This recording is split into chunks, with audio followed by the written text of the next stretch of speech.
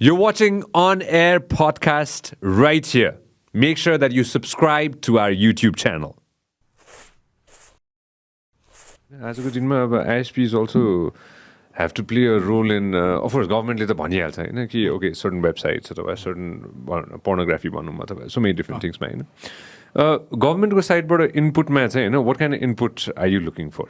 भ्यानेटको मात्र केस बनाएँ है मैले पनि होइन गभर्मेन्टको साइडबाट चाहिँ लिएजौँ गरिदिनु पऱ्यो भने चाहिँ के कुरामा चाहिँ अझ एकदम फोरफ्रन्टमा चाहिँ गभर्मेन्टले हेरिदिइहाल्यो भने होइन पोलिसिज मात्र पनि होइन सो मेनी भेरियस थिङ्स होइन के गरिदियो भने चाहिँ अहिले अझ सजिलो हुन्थ्यो होला सहज हुन्छ होला सबैलाई एउटा त द रेकग्नेसन इट्सेल्फ द्याट इन्टरनेटमा आइएसपिजहरूले गरेको योगदानको बारेमा चाहिँ अझै बुझेर भोलि चाहिँ बजेट हुन्छ ट्याक्सेसनको कुराहरू आउँछ तर के भ्याल्यु एड गर्यो भन्ने कुरामा चाहिँ अझै आर्टिकुलेसन गर्नुपर्ने हाम्रो पनि पार्ट होला तर गभर्मेन्टले पनि त्यो रेकग्नाइज गर्नु पऱ्यो ए today we have more than 35% wired broadband connectivity with a meaningful broadband that people can do so many things होइन they can run their own enterprise they can के भन्छ स्मल अफिसेस रन गर्न सक्छ small enterprise run गर्न सक्छ एसएमईको लेभलबाट I see people selling things in Instagram today यस्तो यस्तो पनि देखिरहेको छु कि होइन भनेपछि र कोही चाहिँ पठाउ चढेर जाँदाखेरि नेटै चाहिएको छ सो यो एकदमै एउटा वन्डरफुल इकोसिस्टम पनि बनिरहेछ र यो इन्टरनेटले नै पोसिबल भएको हो र यसलाई चाहिँ नि मोर द मेरिट यसलाई अझै स्ट्रङ बनाऊ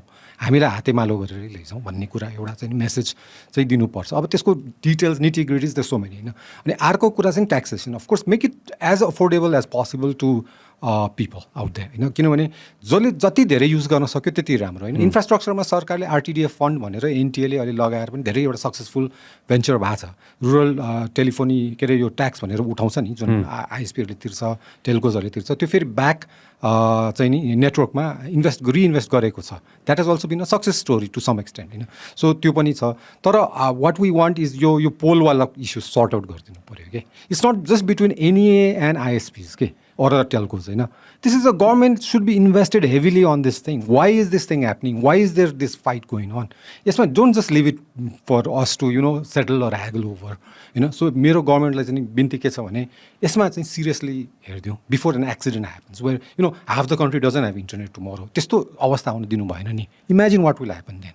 हैन त्यो त फेरि you go to ढुङ्गे you के कामै भएन नि होइन now we are here there is no looking back you have to move forward so त्यो एउटा च्यालेन्ज अर्को छ होइन अनि ISPs have invested lot of money यसलाई पनि एउटा चाहिँ नि इन्भेस्टमेन्टको चाहिँ नि हिसाबले क्यान ब्याङ्क्सहरूमा चाहिँ सहुलियत दरले चाहिँ नि गरेर अझै इन्करेज गर्नु पऱ्यो क्या इन्फ्रास्ट्रक्चरमा पैसा लगाउनु होइन सो त्यसमा गभर्मेन्टले रोल खेल्नु पऱ्यो यो एक्सपेन्सिभ 14% इन्ट्रेस्ट रेटमा त हामीले नेटवर्क बनाएर त अब सक्दैन होइन सो त्यस्तो कुरामा ध्यान दिनु पऱ्यो so whoever comes with the next finance minister with the planning commission this people should take care of this thing because ultimately हाम्रो यो इकोसिस्टम ठिक पार्नु पऱ्यो त्यो भयो इन्फ्रास्ट्रक्चर साइडमा once you have the infrastructure settle then we all others can come in के होइन जस्तै podcasters can come in the film makers can come in the gamers can come in everybody can come in होइन एजुकेसनको मान्छे हुनसक्छ जो पनि हुनसक्छ नि सो त्यो पनि एउटा इन्ट्रेस्टिङ कुराहरू छ so there are so many things it's भन्न त मन छ होइन सो सर्टकटमा भन्दाखेरि चाहिँ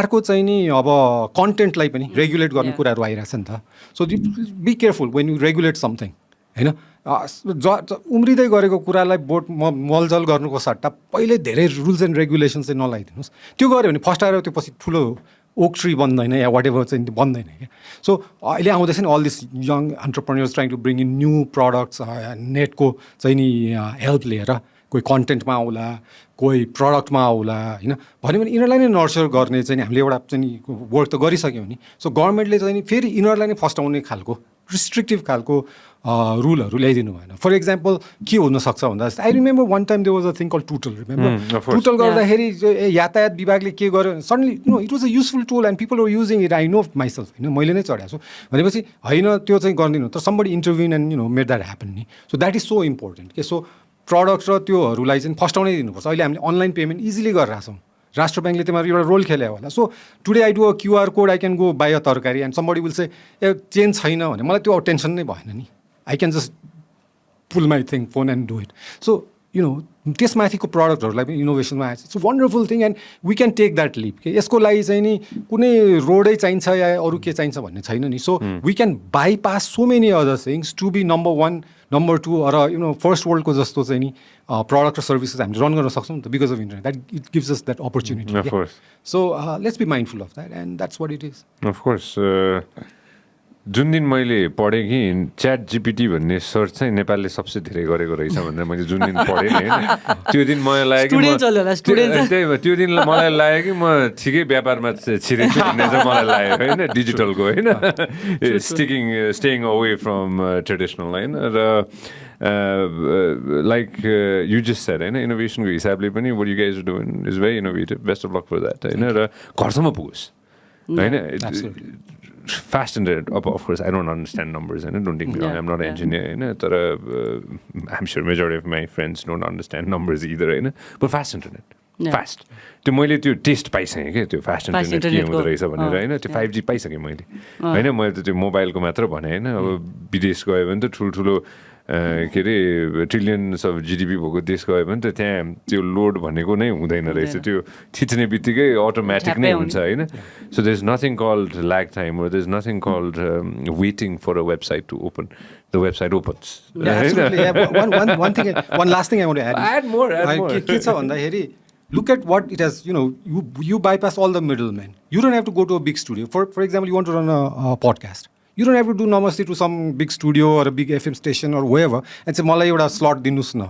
No, as an entrepreneur, you bypass them completely and do it. That's your risk you take as an entrepreneur. But then what gives you the opportunity? The internet will give you the opportunity. Somebody wants to be a great blogger, great writer, great journalist. Internet gives you the opportunity to just cut out all this whatever was there traditionally, brick and mortar ko zamana, and then, directly go to the consumer. If you have something special to show, and why only in Nepal, you can show it everywhere. Exactly. There's no boundary here. You want a good product, the world will know. If you have a message which is great, the world will know because internet will give you that thing. And that brick building, that plumbing is what we do. And let us continue to, do that with innovation, with enthusiasm, with minimizing risk and all. तपाईले हाम्रो clip एकदमै enjoy गर्नुभयो होला. अब पुरै video हेर्नको लागि चाहिँ युट्युबमा सब्स्क्राइब गर्न नबिर्सिनु होला.